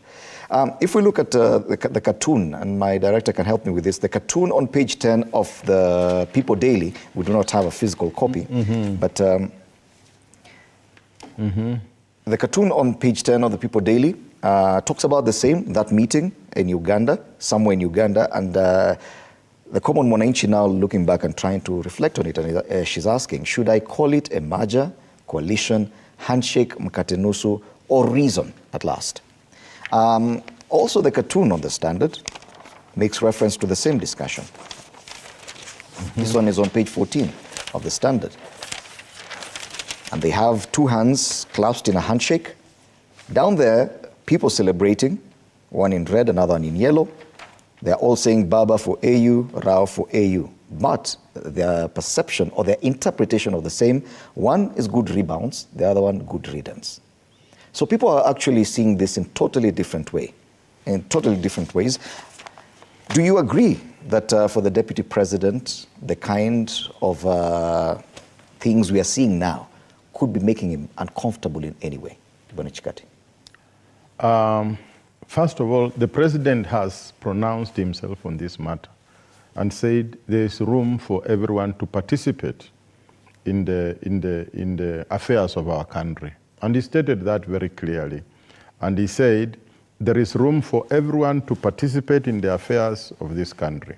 Now, in my view, the meeting between the president of Kenya and the president of Uganda, accompanied by His Excellency Raila Odinga, is because, one, Kenya and Uganda are brotherly countries. And therefore, the most important thing is to nurture the relationship between Kenya and Uganda for the good of the people of Kenya and Uganda. That's number one. Number two, Raila Odinga is making an attempt at the chair of the AU seat. And therefore, he requires networking, advocacy, and lobbying in order to get many friends to support Kenya's bid to the AU. In my view, any Kenyan making an attempt to look at and to take over the leadership of the AU chairmanship is good for the image of our country. It does not matter whether it comes from Raila Odinga or any other, including even Basilia, if he makes an attempt, and we support him. He represents the face of Kenya at the regional level and at the international level. It strengthens Kenya's image regionally and internationally. And also it is about the East African brotherhood and image of the region. And therefore, that is why the three people met in Uganda to try and make sure that our relationship is good as we journey towards our attempt to get that seat. But Raila Odinga getting a job at the AU, should it be a cause for discomfort for anyone, including the deputy president? Because if at all it's that simple, they were simply talking about the AU and Raila getting a job there, or the possibility of it. Should it be causing any kind of discomfort for the deputy president? Because that would suggest something else, that it is beyond simply helping Raila get the job at the AU. It should not, because the AU position is based in Addis Ababa and the deputy president seat is here in Kenya. And so these are totally different seats. So probably it is some people's interpretation. But to me, the deputy president supports Raila's bid, sincerely speaking. He cannot be able to be worried that when we are closing these ranks, then his position is in danger. It is not in danger in any way. Okay. Yes. What is your take about this new rapprochement we are seeing between President William Ruto and Raila Odinga?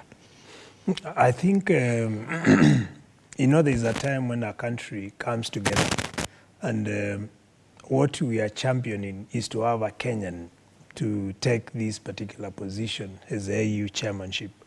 And that is where having Raila Odinga and basically looking at the kind of man, the stature of the person who we are fronting as a country to that position, it does qualify. So I don't think it should bring any uncomfortable situation to anyone. Of course, there are those fears of handshake, which we saw in the previous government. And I think that's where now the newspapers are trying to come up with a story out of it. I've not. Is it simply a story? Or could there be more to this than just the AU job? I'm not privy to what happens with the Kenya Kwanza, because I'm not a member and I don't sit in the PG. But I don't understand. I don't think this having Raila talking to Ruto has anything to do with the handshake. It's more of trying to get support from the country and also from the neighboring countries to have Raila candidature endorsed by all the presidents. And that is where now the unit of purpose comes in. But it has nothing to do with handshake. I don't think there's anyone who wants to have that form of approach where we kill the opposition. I don't think that's the spirit. And as Azimio, that's not what we see it. We perceive it as an opportunity where Kenyans come together to be able to front the candidature of Raila Odinga to represent us as the overall ambassador of... Banakiro, looking at the papers, this is a suggestion that there could be more than just the AU job. Do you agree that there could be more, that probably in the coming weeks we'll see more revelations of something else? Fred, I think we are reading more to what's happening than what actually it is. the coming together of Azimio leader Raila Amolo Odinga and His Excellency the President William Ruto in Uganda was just that. What should we do to make sure that he gets? And I think we need to give credit to His Excellency the President, because looks like in politics there are no permanent enemies. And sure enough, this particular position has brought them together.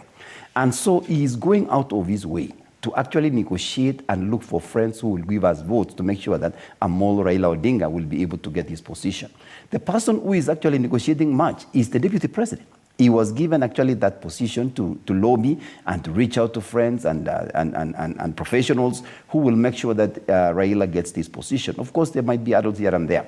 But of course, you know, in my community, they say somebody who has been eaten before by a buffalo, when they see a brown cow coming, they'll run away because they will suspect and say, hey, yeah, it comes again. You see, the issue of the handshake brought a lot of chaos and a lot of pain to many people in Kenya. So anything that looks like an handshake, and it seems like it's an handshake, will make a lot of people uncomfortable, including the Deputy President, because remember, he was also arrested and put in. So he has a right to say, you know, we need to be also careful on this matter. So what would you gentlemen say is happening when we see a CS actually going to Raila Odinga's office to present a government proposal?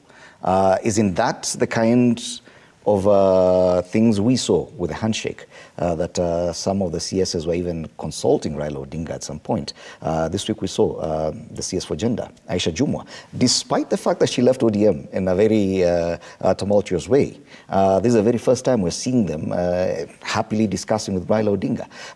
It is actions like this that people watching are left with questions than answers. Bwana Chikati, what would you say is happening? The meaning of it is that the president himself has had intensive meetings with Raila Odinga. Previously, we've seen Raila Odinga receiving and advising ministers and making his input as far as the running of government is concerned. I am seeing the meaning of it being that we are working together.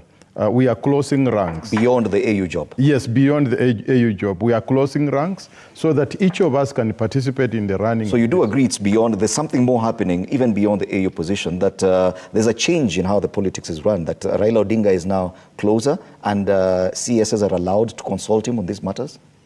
Yes and no, because yes is because his input is required in the management of the country. And therefore, it is not obligated that every minister must go to him. There are some ministers where maybe he has his suggestions on the issue of gender, for example, and I see that. That is why Aisha Juma went to see him, because Raila Odinga has a lot of input as far as gender issues are concerned. But here I've also seen, it is written on Standard, that Azimio troops push Raila to name his successor. I want to tell Basil here that that's a taboo.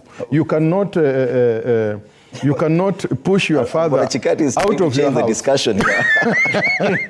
Because we saw President William Ruto in Homa Bay yesterday. Yeah. And the kind of reception he received was different from what we've seen previously. Yes, he's been to Homa Bay, and in some instances, even the governor was not available to meet him. Now we saw the senator was there. We even saw the governor of Siaya coming all the way to Homa Bay to receive the president. Now, things are changing. But this panel has decided that no, we are reading too much into it. Bwana Basil. Well, you see, as my brother mentioned, when the president is really supporting the Azimio leader to be able to get the support from African head of states to be the chairman of AU, I think his community's backyard, they're also opening up in terms of impressing the president and saying, hey, you're doing a great job. So I don't think this has nothing to do with handshake. But again, if you look at our country, we are one year and a half after the current government was voted into office. So maybe they have realized that the challenges, that the turbulence they are facing, they need for them to stabilize. They need to get some new ideas. Okay. And they're backing on people with experience. That could be the reason why we are seeing CS. It is that welcoming of new ideas that I'm more concerned about now. Because before the photos we saw on Monday, those ideas were not welcome. Yes, and I think it's not even limited to Azimio leader. They can also consult. Kalonzo Musyoka is also an experienced statesman. Okay. So I don't think we need to have and say, like, this is purely Azimio, this is purely Kenya Kwanza. As I said, we have one country called Kenya. So if you see Basil can give you input, you are welcome to come and bring. Should we expect to see more CSs consulting Raila Odinga going forward? Fred, you see, at the end of the day, what actually matters the most is the peace and stability in the country. And I think what the president really is looking for is to see that there's no disruption moving forward. And if it will mean actually making sure that we sit down with Raila, we agree on matters, it is okay. But it is not a handshake. The person who should be worried the most at this point is Kalonzo. Because if actually this goes through and it actually happens, what's going to happen is that it will make the base of His Excellency the President 2027 even bigger. The playing field will be bigger, and it will be a sail-through when it comes down. And I think that's the major worry, my brother basically. He's not saying that was what his fear is. But I want to tell you. Do you realize that the two members of Kenya Kwanza are trying to change this discussion? But we are just trying to read and see what actually is happening. But it is good for our country. We will discuss the Azimio. We will discuss Azimio. You know, and we see a brighter future for Kenya with leaders. Because my concern is because Raila Odinga has been at the forefront criticizing this government. But when we see that this is changing after the photos, and we see a shift in how even Azimio is approaching Kenya Kwanza in all these issues, it will also mirror what happens in Parliament. And that's my concern, that once we see that there's a closing of ranks between Azimio leadership and the president, should we expect the same even in the Houses of Parliament? No, I don't think so. Because you see, and I want to correct my brother here, the issue is not about Kalonzo, is not about Raila, it's about the people. And he has managed to take you in that direction. Yeah. Actually, if Raila joins the government, it will even open more chances for Kalonzo. Why am I saying so? You see, Kenyans are the ones who feel the heat.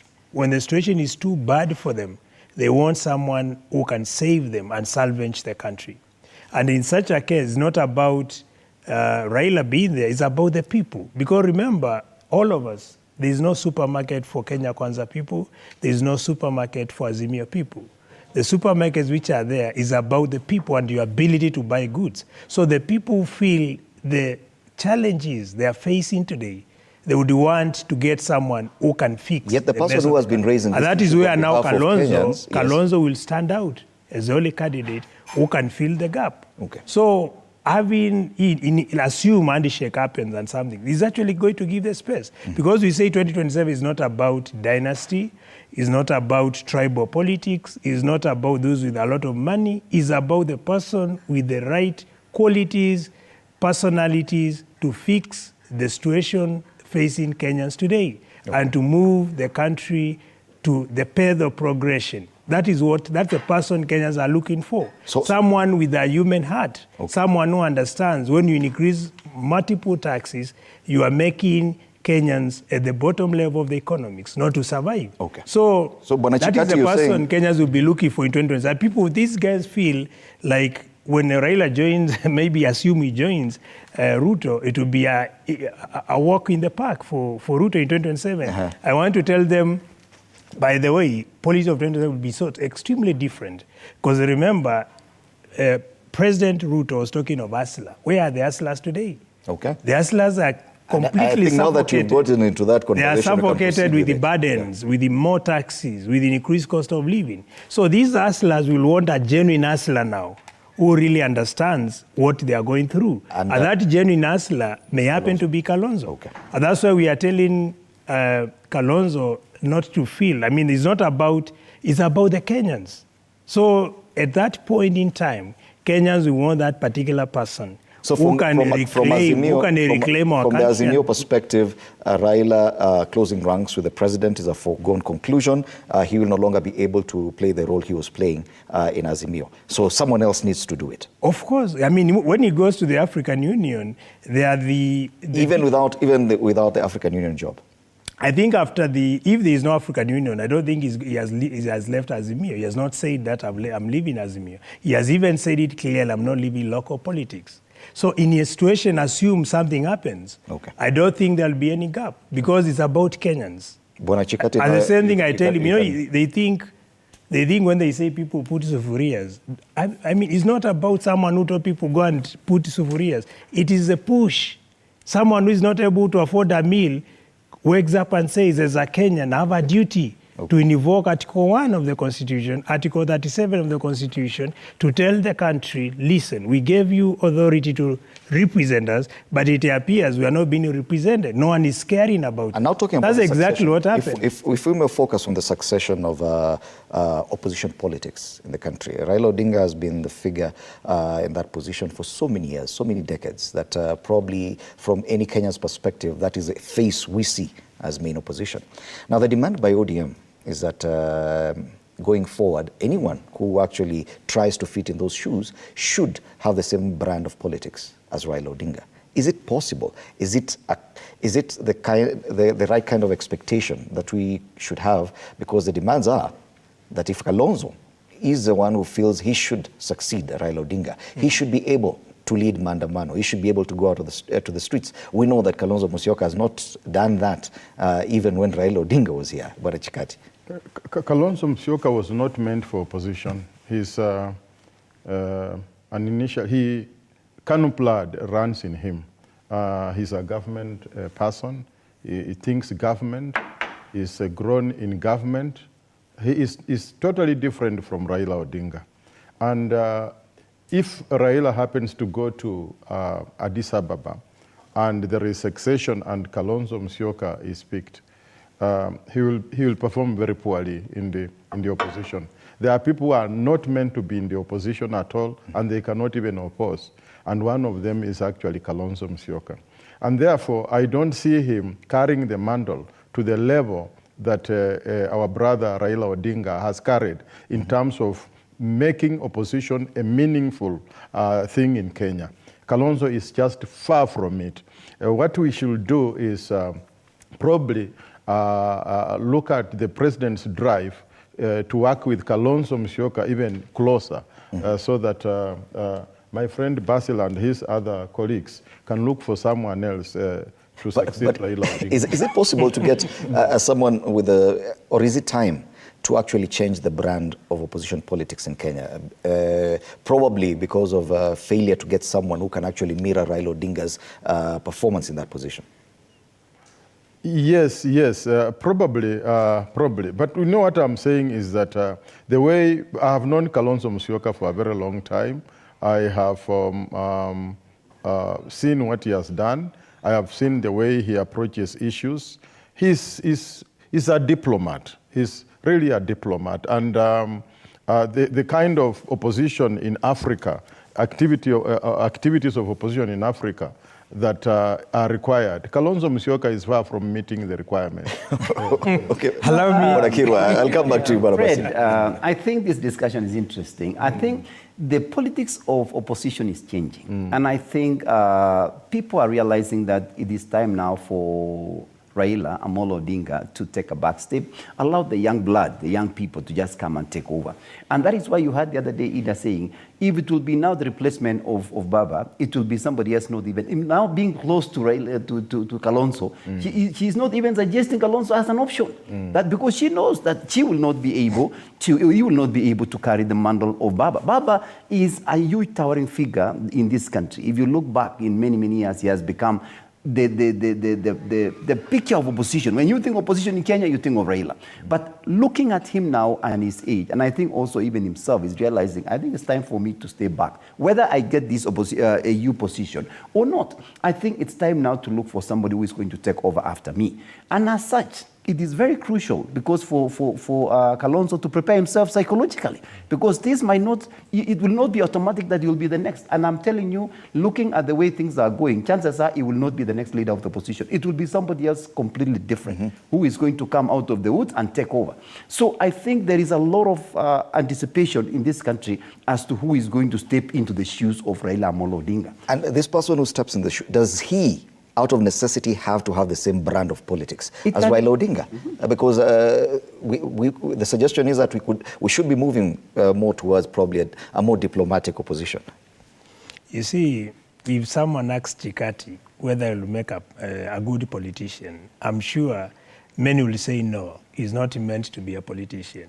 So I don't think there's anyone who is meant to have a certain personality. But these are attributes that are acquired. Remember back in the days, people were even doubting whether His Excellency Kalonzo will actually leave KANU. But he did leave KANU in 2002 and joined the opposition in 2002. So anyone trying to spell doom and try to say that Kalonzo cannot make a good opposition leader, I think these are cries, these are statements just to undermine or to make him feel like he can't fit to the position. Mm-hmm. And I think there are fears within Kenya Kwanza. They know the only person who can challenge President Ruto is Kalonzo, definitely. Because he's sellable, he's charismatic, he's someone who can be able to attract and resonate to the needs of the people. What about those demands by members of Azimio? That Yes. If a Kalonzo really wants to succeed Raila Odinga, then he should do more of what Raila Odinga was doing. But he's already doing it. He's crisscrossing. Yesterday he was in Noma Bay. Including leading the other time he was in protests. The other time he was in he even went to Kabarak. Mm-hmm. So I think he's moving from counties to counties, leading demonstrations. I don't think he's not capable of doing that. He's very capable of doing it. Mm-hmm. It's all about, and I've said it clearly, it's about the people. Because you see, interests of the people should be a priority of any leader. If people are extremely unhappy with how things are being done in the country, they have a duty to invoke Article 37. Fred, And that's why now a leader. We did not get to know Kalonzo just yesterday. It dates back when Moi was the president and he was the deputy president. And after observing and looking at his leadership, even himself, Moi said, friendship and leadership are two different things. Looking at the current politics and how Kalonzo is running his game, he is not somebody who is able to stand on his decision. Once he decides today, tomorrow he's going, and that's why we came up with the name. He came up with the name because he keeps changing. And a leader is somebody who is willing to die with what the decision he has made. And so people have observed him over a decade, and they've come to a conclusion that this is not somebody who can actually lead. And as such, even if it ourselves can say it's not even in the equation of people who are going to take over after Baba, that tells you something about his leadership skills. He's a good friend. He's somebody who is good to be around with. He can be a good party leader, but he cannot be a good president. And if we may go back to history and look at other opposition leaders. Allow me to challenge his statement, yes, because he said Kalonzo is indecisive. But I want to tell him, to make reference to the recent history, Kalonzo has stood with the BAMBA in 3 times, from 2013, 2017, 2022. So someone who is not decisive, honestly, there's no way he can hang on someone for more than 3 times. You know, even being frustrated, they tried to test him, but he stood up. You know, he was able to portray into Kenyan, he's someone who is firm on his position. So whatever he's saying, those were claims back in the years of someone who wanted to dilute his image. But I don't think he's someone who is indecisive. He's extremely decisive. And actually, if it was him actually who was put on the same test, I don't think he would have passed the test. He would have failed. The question we are raising is that can Kalonzo be the face of opposition in Kenya in the same way Raila has been taken in the minds of people? To me, it is no, completely no. Raila is Kalonzo Musyoka is far away in terms of representing Kenya in opposition politics. Kalonzo has not been brought up in opposition per se. Probably it is circumstances that have driven him to be in opposition. What we are saying is the issue you brought up. Can we have other young people like Basil here and others in the opposition try and emerge? And now that Raila is exiting slowly, and then take over slowly the role that Raila has left in opposition politics. And 2, if in my thinking, President Ruto should make an initiative to bring Kalonzo Musyoka where he belongs. Because Kalonzo Musyoka belongs to government. He is a man of policies. He's a man of Are you saying it will be much easier to bring Kalonzo Musyoka yes. to government and let him advise government and let us move together. Okay. And let people like Basil here take over the role. Let's go back to history and look at Yes. the kind of opposition leaders we've had in Kenya. Jaramogi Oginga Odinga. Yes. Mwai Kibaki. Jindo Matiba. Yes. Then we've had Uhuru Kenyatta.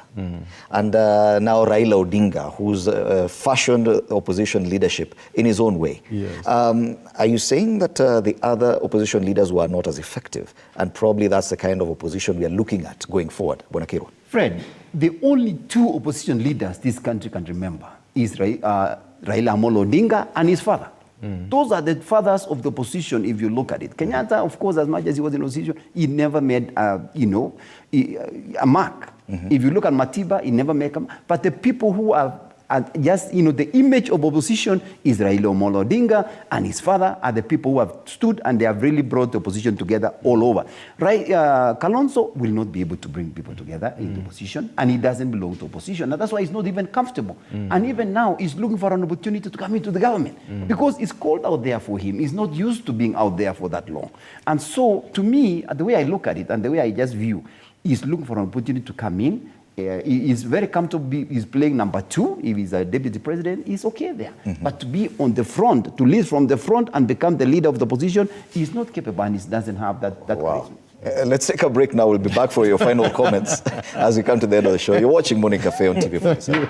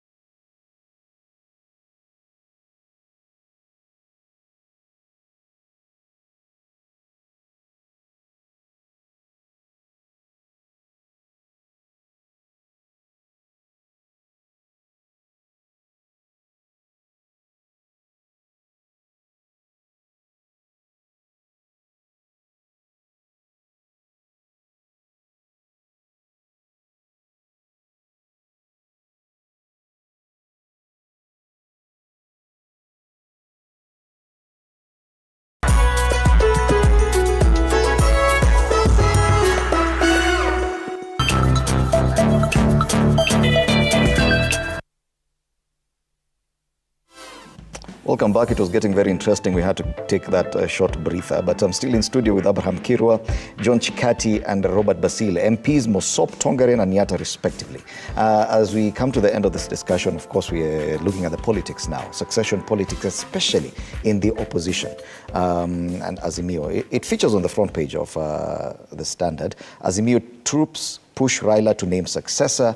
Of course, there are those who have expressed their interest, and Bwana Basile is very keen to actually talk about and prop up his candidate of choice. That's his party leader, of course, as expected, Bwana Kalonzo Musyoka. The other gentlemen disagree, but when it comes to trying to get the natural successor who will lead Kenya's opposition, we tried to look at our history, and people like Mwai Kibaki, Matiba. According to Bwana Kirwa, it's only Raila Odinga and his father Jaramogi who were able to actually occupy that space correctly. Are we saying that the other gentlemen who occupied the leadership of the opposition did not do a good job, Bwana Chikati? I think what my brother Abraham here said is people who have been truly identified with opposition politics in Kenya have been two. That is Amolo Odinga, that is Oginga Odinga, and his son Raila Odinga. Those are the truly people who have been associated with opposition politics. When you look at the others, they may have gone into opposition because of circumstances beyond their control. And one of them is Mheshimiwa Kalonzo Musyoka, Mheshimiwa Kibaki. Those are people like in the case of Kibaki, he was not appointed to be the deputy president by Moi, and then he decided I must be the other side. But truly, when you look at his debates in the opposition, his approach to opposition politics, it cannot be defined as someone who is in opposition. Look at Kalonzo Musyoka's statements. Look at the way he does things. During Kibaki's time, he was the other side. He found himself being appointed as president. People named him Watermelon, meaning he's red and green. And so, and that is held in the minds of Kenyans. So personally, I do not see that with the exit of Raila, if he has to exit politics, Kalonzo Musyoka cannot fit in his shoes. Even 15% alone, he cannot. And so the opposition must be able to look at their house, look at whoever they can grow to start assuming a figure of opposition politician truly in Kenya. Finally, Kalonzo Musyoka, the blood of KANU runs in him, the blood of government. He's a person of diplomacy, a person of decision-making, a person of management of affairs. He does not know how to oppose anything. And you can just see that even in his discussions, even in his talks, opposition politics does not run in him. He is where he is because of circumstances. He is not enjoying where he is. That is why I am urging President Ruto to bring him and give him something in parliament, in government, so that he can participate fully in the affairs of the country. Bwana Basil, go next. You know, my brother fails to understand that they tried to give or to offer Kalonzo something back in immediately after elections, but he declined. If you really wanted a position in Kenya Kwanza government, he should have embraced it immediately after elections. They offered him speaker's position, they offered him, I think, prime ministers, and quite a number of other goodies. But he said no, because what matters is the country, not what is being offered. When you look at Kibaki, all Kenyans, we always say, if we look at the image or the face of the economy, every reference goes to Kibaki. So we want a sober leader, someone who resonates with the issues that affects or are affecting our Kenyans or our Kenyan people. And that person is Mheshimiwa Kalonzo Musyoka. So when you say that he can't fit into the opposition, that's a white lie. It's a total lie.